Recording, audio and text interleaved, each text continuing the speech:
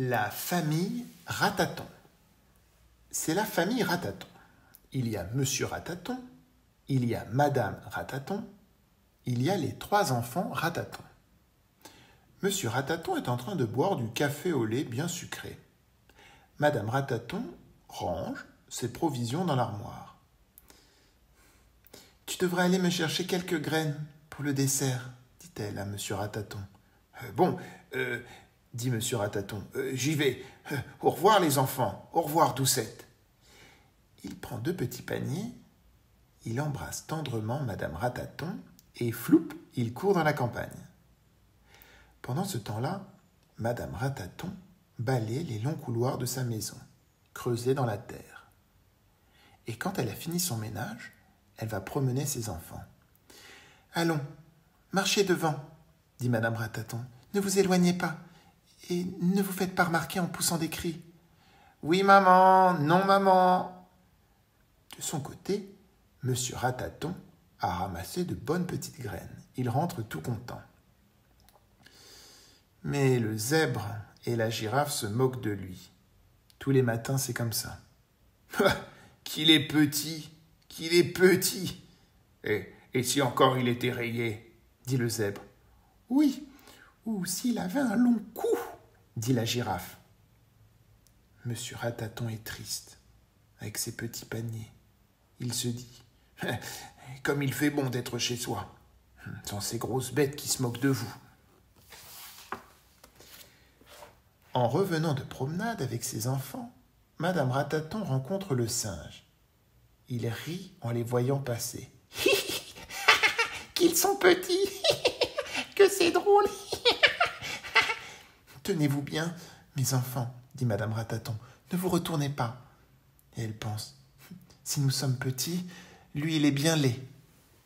Les Ratatons se retrouvent tous chez eux. C'est tout de même malheureux d'être si petit, dit Monsieur Rataton. Nous sommes très bien ainsi et nous sommes beaucoup plus gros que les fourmis, dit Madame Rataton. Ça c'est bien vrai, dit Monsieur Rataton. Tu sais, tu devrais creuser un couloir pour faire une autre sortie. Comme cela, nous ne serions pas obligés de passer devant le zèbre, la girafe et le singe, dit Madame Rataton.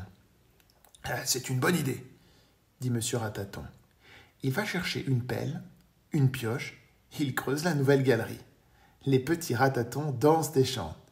On va avoir un nouveau couloir, tralalalala, et une nouvelle sortie, tralalalali. Monsieur Rataton pioche et creuse longtemps. Il a bien chaud. Ouf, il se repose un moment. Les enfants sont curieux de savoir où va déboucher la nouvelle sortie. Enfin, ça y est, le couloir est percé. Les Ratatons mettent leur museau dehors. Leurs moustaches tremblent de plaisir, mais en levant la tête, Monsieur Rataton voit un lion.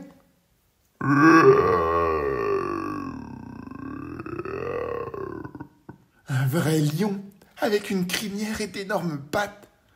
Monsieur Rataton tombe à genoux. Ne me mangez pas. Monsieur le lion, Madame Rataton serait bien ennuyée, et mes enfants lui donneraient trop de soucis sans moi. Ce lion-là est un brave lion, ça tombe bien. N'ayez pas peur, dit-il. Même si j'avais faim, je ne vous mangerai pas. Oh, merci, monsieur le lion, merci. Si vous avez besoin de moi, ne vous gênez pas. Venez me chercher, j'habite là. Vous voyez, nous sommes voisins. Demandez monsieur Rataton. Entendu, dit le lion. Il est très amusé. Il se demande comment un si petit animal pourrait lui rendre service. Au revoir, monsieur le lion. Mes enfants, dites bien au revoir à monsieur le lion. Madame Rataton commence à être inquiète. Elle va voir ce qui se passe. Regarde le lion qui s'en va, dit monsieur Rataton. C'est mon ami, il ne nous a pas fait de mal. Un lion très poli et qui sait parler aux bêtes plus petites que lui. C'est un brave lion, dit Madame Rataton. Mais il faut aller à table maintenant. Lavez-vous bien les mains, mes enfants. Et Toute la famille, papa, maman, et 3 petits ratatons dînent et vont se coucher. Dans la nuit, Monsieur Rataton est réveillé par un long rugissement.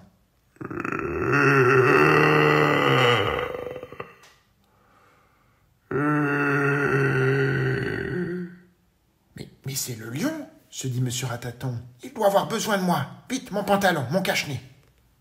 Monsieur Rataton court.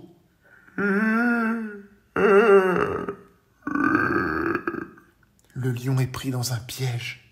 Il est emprisonné dans les mailles d'un grand filet. Plus il se débat, plus les cordes le serrent.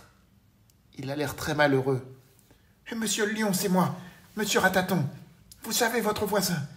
Ne bougez pas, attendez un moment, je vais vous délivrer. » Monsieur Rataton court chez lui. Il réveille Madame Rataton, il réveille ses enfants. Puis, il prend 2 bonnes scies. Madame Rataton emporte des provisions. Les enfants Rataton trouvent cela très drôle. Ce n'est pas souvent que l'on sort en pleine nuit. À l'ouvrage, Monsieur et Madame Rataton scient les cordes brin à brin. Les enfants grimpent et jouent dans le filet. Le lion essaie de remuer. Il souffle très fort. « Nous allons y arriver, Monsieur le lion. Patience, ne vous énervez pas. »« Si vous le permettez, Monsieur le lion, dit Madame Rataton, nous allons nous arrêter un moment. Il faut manger et boire un peu. Nous travaillerons mieux ensuite. » On mange, on boit et on se remet au travail. Les scies vont plus vite. Les mailles craquent une à une. Les cordes ne tiennent presque plus. Le lion se soulève et craque. Tout le filet se déchire. Le lion est libre. Le lion gambade. Les ratatons dansent de joie. « Merci. Merci, chers amis. »« Mais ce n'est rien, monsieur le lion. Tout à votre service. Au revoir. »« Mais non, dit le lion.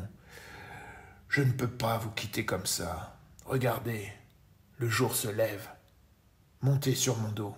Nous allons faire une promenade. » Les petits ratatons montent les premiers. « Tenez-vous bien, ma crinière, les enfants, dit le lion. Puis, c'est au tour de Monsieur Rataton. Madame Rataton monte la dernière et s'assied à côté de Monsieur Rataton. « En route, dit le lion. Les ratatons, tout fiers, passent devant le zèbre, la girafe et le singe. Ce n'est pas le moment de se moquer des ratatons, chuchote le zèbre à la girafe. Le singe n'est pas tranquille. Le lion a l'air de lui dire « Ce sont mes amis maintenant. Je te conseille de ne jamais te moquer d'eux. » C'est une belle promenade que font les ratatons sur le dos de leur ami. Ils s'en souviendront longtemps. Fin.